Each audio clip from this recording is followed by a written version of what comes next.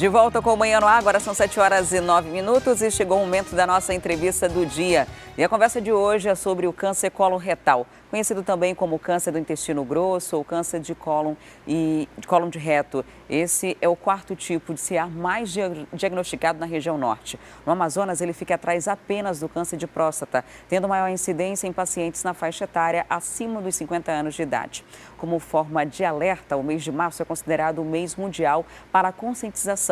E para falar mais detalhes sobre esse problema, nós estamos recebendo aqui no estúdio o gastroenterologista Sidney Chalub. Seja muito bem-vindo ao programa, um ótimo dia. Bom dia, é uma satisfação. Nós vamos falar de uma doença que está aumentando muito no mundo e no Amazonas não é diferente. Ela é mais comum em homens, mulheres? Não, a faixa etária é muito semelhante. O que tem muito a ver é mais com a faixa etária. O sexo, o gênero, tanto homem como mulher, ele é muito semelhante, mas está muito relacionado principalmente com os hábitos alimentares. E nós observamos que, infelizmente, o homem hoje, ele come menos verdura do que a mulher e talvez isso seja o fator que a gente pode encontrar mais frequente no homem do que no sexo feminino. A gente vai mostrar agora uma imagem de um intestino, né? Uma arte que a gente preparou aqui para tentar explicar como é que esse câncer é ocasionado. A gente está mostrando agora em casa o que normalmente causa, como é que funciona. O intestino grosso, ele é responsável por toda a absorção de água. Então nós temos o intestino grosso, ele tem 1,80 m mais ou menos, do lado direito é o seco, nós temos o apêndice, e aí é muito comum a gente ter o tumor do lado direito, que acontece geralmente causa anemias. O tumor que vem mais na parte final, aqui nós temos essa parte linear, que é o colo transverso, descendente, e esse S aqui embaixo é o sigmoide, que é um tumor cada vez mais frequente, onde a incidência é maior e está muito relacionado principalmente com o hábito alimentar e aquelas pessoas que têm um ritmo intestinal normal e da noite para o dia começa a apresentar quadro de prisão de ventre. Isso é um sintoma importante, você tem que procurar o médico quando você nota que o seu intestino ele está mais preso do que antes, isso pode ser uma manifestação inicial desse tipo de câncer. A gente tem mais uma arte aqui para mostrar para você de casa, para entender como funciona de fato. O pólipo seria uma espécie de verruguinha que se forma no intestino? O pólipo ele é uma projeção da camada interna que a gente chama de mucosa. A gente pode dizer que seria uma verruguinha. E o pólipo, ele hoje pode ser considerado como uma doença pré-maligna. O intestino grosso, ele é todo alcançado através de um exame chamado colonoscopia. E as pessoas a partir de 50 a 60 anos têm que fazer uma colonoscopia preventiva.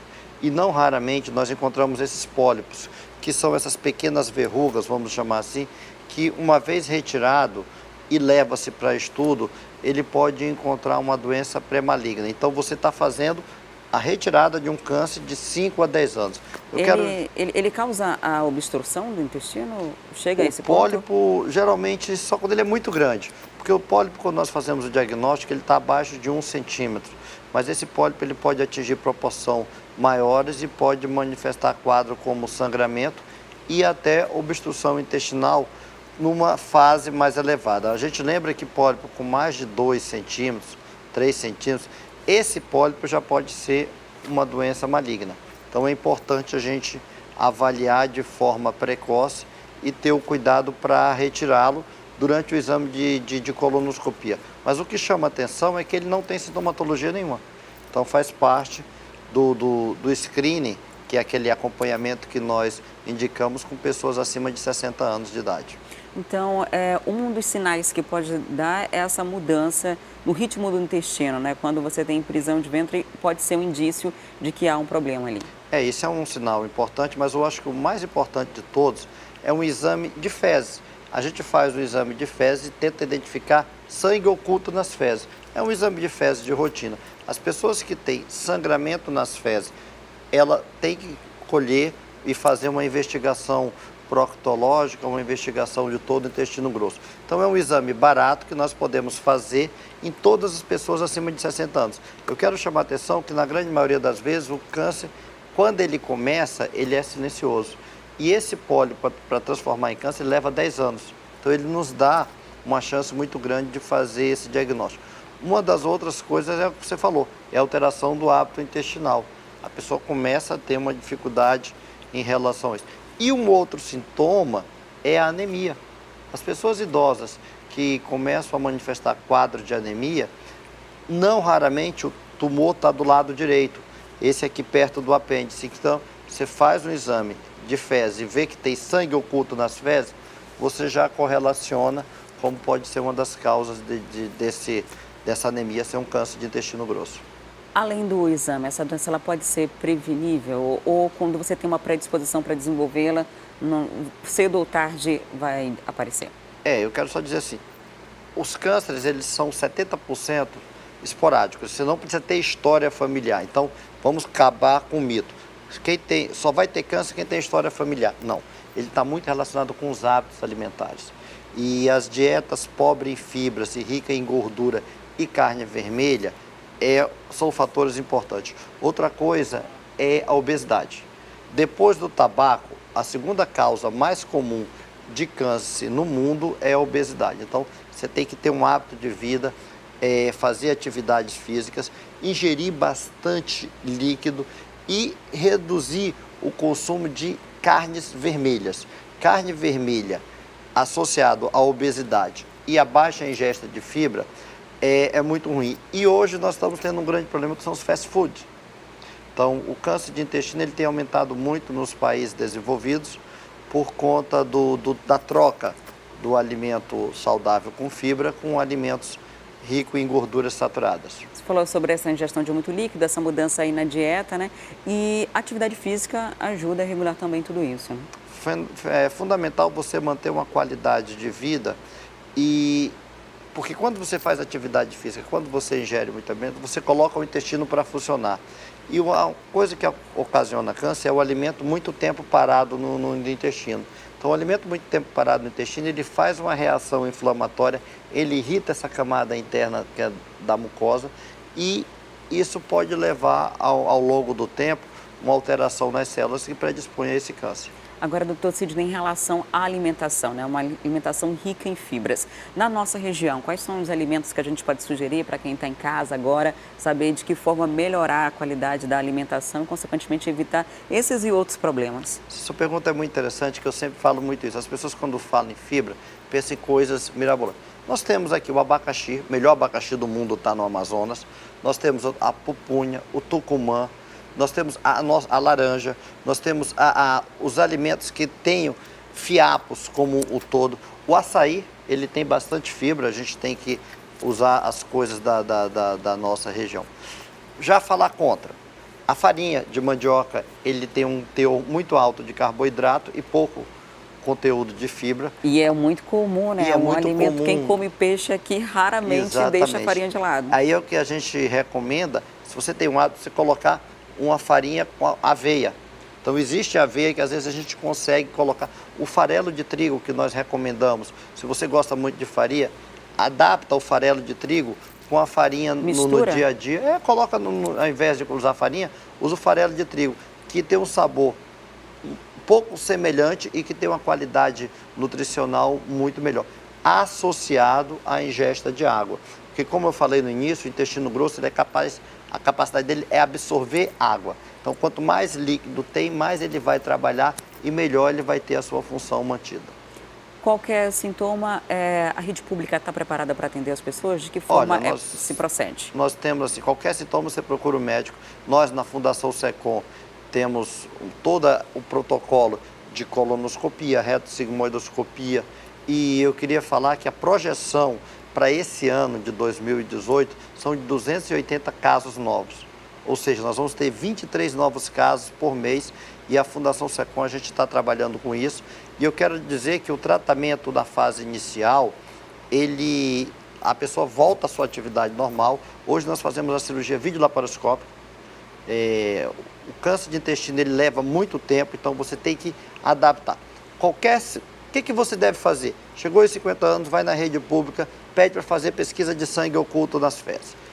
Deu positivo, você tem que continuar a investigação. Aí você procura um programa que existe hoje na rede, os proctologistas. Existe a Fundação SECOM, ela atende com colonoscopia, com reto-sigmoidoscopia desses pacientes. Não adianta pedir, tem um tal do marcador tumoral. O marcador tumoral, ele já é para a doença na fase avançada ou na fase que você vai estabelecer o tratamento. E mudar seus hábitos de vida.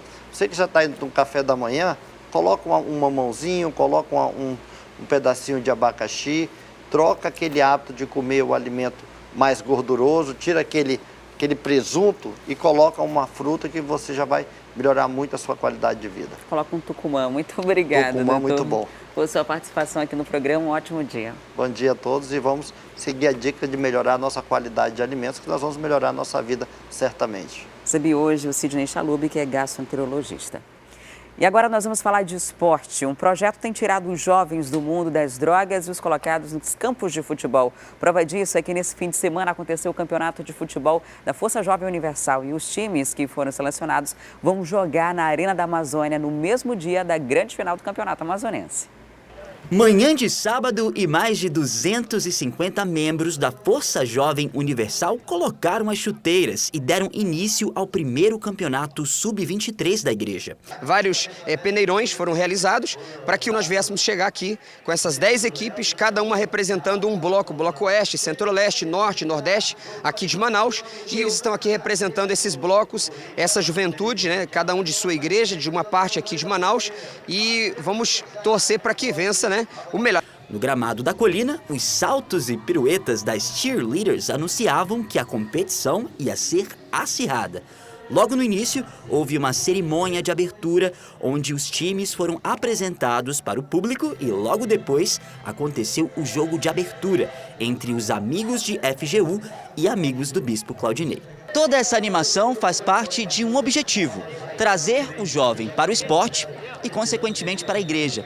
Por isso, a FJU já realiza essa competição há mais de 5 anos. São 44 jogos disputados por 10 times e a grande final acontece na Arena da Amazônia. Esse é o grande sonho do Ricardinho, o lateral direita do time sul. A gente está aqui para mostrar nosso futebol, né? A gente tem um potencial, né, de chegar até a final. A maioria dos adolescentes se conheceram durante a seletiva nas igrejas. É atleta de todo canto da cidade, desafiando o adversário. Vou estar para ganhar o time.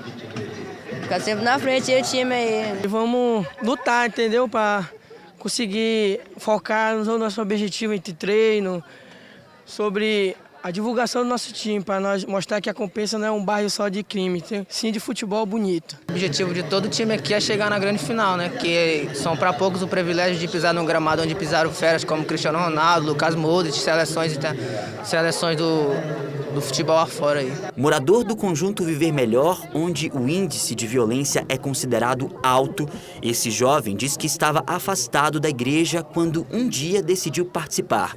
Além de vencer a competição, claro, o principal objetivo dele é trazer mais jovens para perto da palavra de Deus. Já jogava, mas eu fiquei mais apaixonado pelo futebol porque conheci a Força Jovem, né? Aí deu bastante oportunidade pra gente, porque tem muita gente aqui que é viciado em drogas, saiu do mundo, voltou para a igreja. Graças a Deus a gente toma resgatando muito jovem para a nossa tribo, entendeu?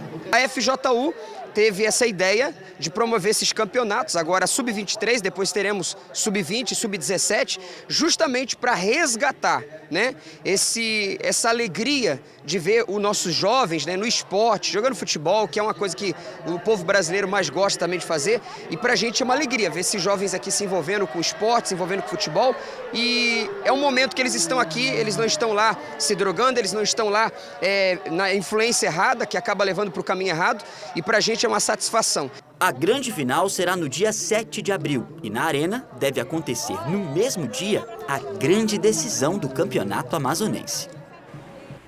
E agora o Barezão, o fim de semana foi movimentado lá no Gilbertão, que recebeu 2 partidas. No sábado, o Princesa enfrentou o CDC de Manicoré. Ontem, o Fast cumpriu punição e foi a Manacapuru jogar contra o São Raimundo. Confira. O fim de semana foi movimentado no estádio Gilbertão. Na noite de sábado, Princesa e CDC se enfrentaram pela segunda rodada do retorno do Barezão. Melhor para o time de Manacapuru, que logo aos 15 minutos abriu o placar. Após bola alçada na área, o zagueiro Elton se antecipou e de cabeça fez 1-0 para o Tubarão.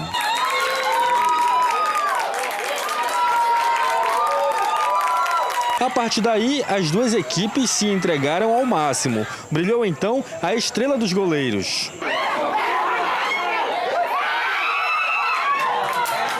Se faltou técnica, em campo sobrou vontade. Mas o jogo terminou assim: Princesa dos Solimões 1, CDC Manicoré 0. A vitória é muito importante por causa que é da classificação. Nosso grupo estava merecendo de uma moral dessa para seguir na competição. Um campo muito pesado, difícil, mas esse é o nosso espírito do nosso time de guerreiro. Conseguimos uma vitória. Foi um jogo que nós perdemos em detalhe, né? Entramos com sono no jogo, depois tivemos maior volume de jogo, mas não conseguimos fazer com que esse volume de jogo traduzisse no gol. E domingo também teve jogo aqui no gramado do estádio Gilberto Mestrinho. Cumprindo punição, o Fart mandou sua partida contra o São Raimundo com portões fechados aqui em Manacapuru. Antes de falarmos da partida, vejamos essa imagem. Então, vamos ao jogo. Em campo, duas equipes organizadas e buscando o resultado. Mas quem se deu melhor foi o São Raimundo. Aos 15 minutos de jogo, após cobrança de escanteio, o zagueiro Gabriel subiu alto para abrir o placar.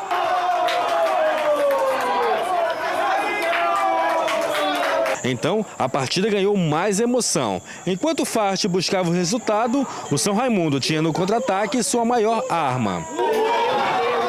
Na volta do intervalo, as duas equipes mostraram muita disposição em campo, com o São Raimundo um pouco melhor e criando as melhores chances de gols. Agora, lembra dos papagaios de papel? Pois é, começaram a cair em campo, forçando a paralisação da partida, que teve ainda a entrada da ambulância para atender o jogador Andrinho do São Raimundo, que ficou desacordado após essa jogada. O árbitro Reginaldo Vasconcelos deu 6 minutos de acréscimo, o que o técnico do Fart achou pouco devido às paralisações. E o juiz dá 6 minutos, é uma vergonha, por isso não é por aí que a gente perde, nós perdemos porque não jogamos bem, mas parece que não, deu 6 minutos de desconto quando tinham que ser no mínimo 15 minutos de desconto, porque há muita gente sempre no chão, os papagaios. Final de jogo, Fart Clube 0, São Raimundo 1. Emocionado, o técnico Marquinhos falou da primeira vitória de sua equipe na competição. Todo o resultado meu é com trabalho, é com muita dedicação. E hoje Deus me abençoou.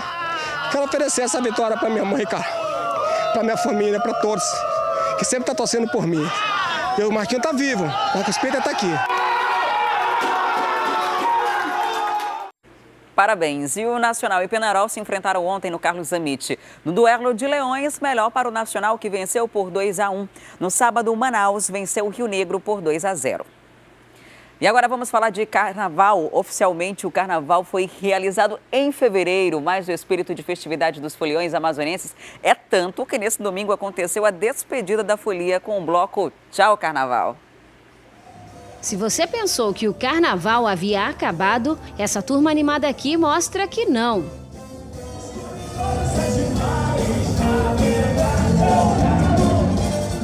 Não acabou, não. Eu adoro o carnaval, mas não paro um minuto, nunca parei. Amo carnaval, onde tem carnaval eu tô dentro. Sou carioca e o carnaval já tá no sangue. Casais, solteiros ou em grupo, os foliões compareceram animados no pódio da Arena da Amazônia. No palco, os ritmos eram os mais variados, do reggae ao axé, das marchinhas de carnaval até música eletrônica.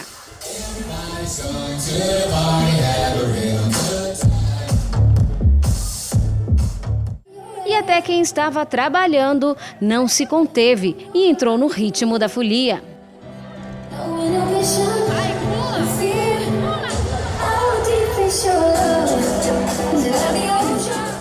E na sua primeira edição, o Tchau Carnaval reuniu 12 grupos de blocos de carnaval para realizar a despedida oficial dessa festa que marca o calendário brasileiro. E a ideia deu tão certo que conquistou foliões para os próximos anos. A gente veio com essa proposta de unir todos os melhores blocos que aconteceram no Carnaval de 2018 em Manaus. E foi uma coisa muito legal que a gente está mostrando para a galera aqui no pódio da Arena da Amazônia, essa grande união, 12 blocos e já está marcado para o calendário de 2019, hein? Eu achei maravilhosa a ideia, eu acho que foi bem inovador, é uma banda nova e tá assim me surpreendendo. Eu achei o máximo porque é o único lugar que eu vi que tem uma despedida de carnaval, o único. Então, como a gente gosta, a gente não podia estar de fora dessa despedida.